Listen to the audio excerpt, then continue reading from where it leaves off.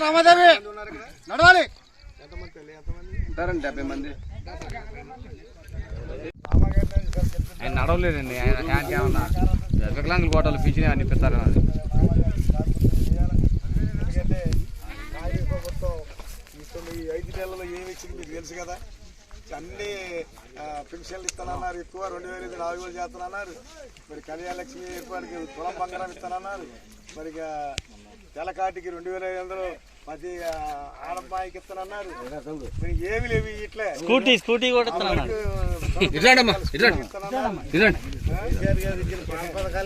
అదే కేసీఆర్ గారికి అన్ని పోయినాయి. మరి పెన్షనే పోయింది, అన్ని పోయినాయి కదా, ఏమి రాలేదు.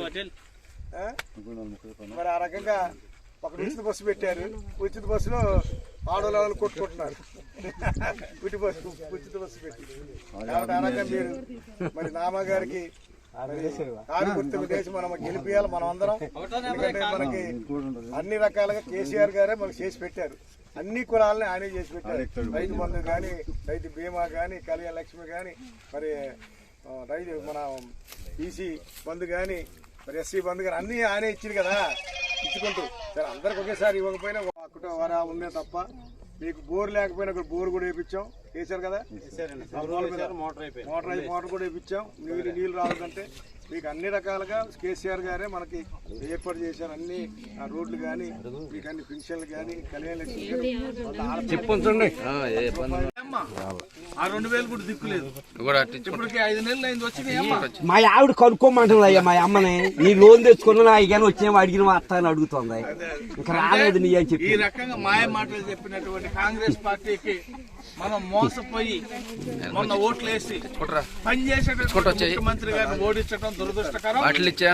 మరి అదే విధంగా తమ్ముడు కొద్దిగా ఆగమ్మా, ఒక్క నిమిషం.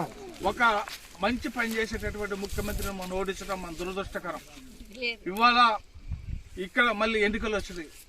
ఇవాళ ఏమంటున్నారని అంటే మేము మళ్ళీ ఈ పార్లమెంట్ ఎలక్షన్ కూడా గెలిపించండి. అక్కడ డిసెంబర్ 9వ తారీఖు కల్లా అన్ని డబ్బులన్నీ 2,500, 4,000 రూపాయలు, కళ్యాణ లక్ష్మి 1,00,000, తులం బంగారం, ఇంకా రైతులకి చిన్న సన్నకారు రైతులు ఉన్నారు, ఎకరం 2 ఎకరాలు ఉన్నారు, బ్యాంకులో అప్పులు తీసుకున్న వాళ్ళు అన్నారు. 2 లక్షల రూపాయలు అది మాఫీ చేస్తాను. ఇప్పుడేమంటున్నాడు, ఎలక్షన్ మళ్ళీ ఎంపీ ఎలక్షన్లు వస్తే ఆగస్టు 15 కల్లా 2 లక్షలు మాఫీ చేస్తా, మీరు అన్నట్టు 4,000 ఇస్తా, 2,500 ఇస్తా అని చెప్పేసి అంటున్నారు. ఇంకెట్ట నమ్మాలమ్మా మనం? అక్కడ రాజీవ్ గాంధీ గెలిచి ఇస్తురా. మరి నువ్వు గెలిచేదాకా ఏం చెప్పినావు? డిసెంబర్ 9వ తారీఖు అన్నావు. ఇవాళ ఎంత తారీఖు? 8. రేపటికి 9. రేపు 9 అంటే ఎన్ని నెలలు? డిసెంబర్ అంటే 6 నెలలు అయింది. ఈ 6 నెలల్లో మనకు రావాల్సిన డబ్బులు ఎంత? ఒక్కొక్క 2,000 రూపాయలు చొప్పు చూస్తే 12,000 అవుతుంది. 2,000 రూపాయలు చూస్తే 2,500 రూపాయలు చూస్తే 15,000 అవుతాయి. 4,000 అన్నాడు కదా, 6 4 24,000 ముసలోనికి రావాలి. వస్తే సంతోషం.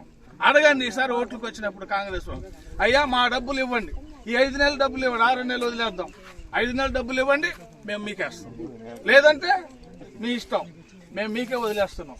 పనిచేసేటటువంటి పార్టీ, పనిచేసే ప్రజల పక్షం నుండే పార్టీ, ఉద్యమం చేసిన పార్టీ టీఆర్ఎస్ పార్టీ. కాబట్టి మీరు కారు గుర్తుకి రామానాశ్వర గారు ఓట్లేసి గెలిపిస్తే, ఇవాళ ఎంపీగా గెలిస్తే, ఆయన కూడా 2 సార్లు ఎంపీ అయినా కూడా ఆయనకు వచ్చినటువంటి నిధులు కూడా మన ప్రాంతంలో కూడా రోడ్లకు కానివ్వండి, ఇంకా ఇతరత్రా కూడా ఖర్చు పెట్టేటటువంటి ప్రజల్లో ఉండేటటువంటి వ్యక్తి. కాంగ్రెస్ పార్టీ నుంచి పోటీ చేసేవాడు మన జిల్లా వాడు కాదు, మన జిల్లా వాడు కాదు. వాళ్ళ తాత అయ్యా ఎప్పుడో ఇక్కడ పుట్టారు. ఆయన ఇక్కడ ఉంటుండా లేదా? ఇక్కడ ఉండే వ్యక్తి మనం ఓటేయాలి. రేపు గెలిస్తే ఆయన ఎక్కడ ఉంటాడు?